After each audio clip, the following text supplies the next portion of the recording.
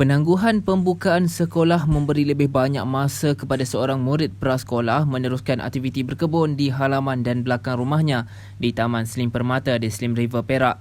Murid prasekolah Sekolah Kebangsaan Seri Keledang, Muhammad Afiq Aryan Rosman, 6 tahun, memanfaatkan masa cuti sekolah terutamanya pada waktu pagi dan petang dengan berkebun. Tanaman kangkung yang beliau usahakan sebelum ini habis dituai dan kini beliau menanam semula di samping menikmati hasil tanaman bendi di belakang rumahnya. Beliau berkata keadaan cuaca yang semakin baik memudahkan beliau menjaga dan menanam sayuran jika dibandingkan sebelum ini hujan turun tidak henti-henti menyebabkan sayuran yang ditanam menjadi rosak.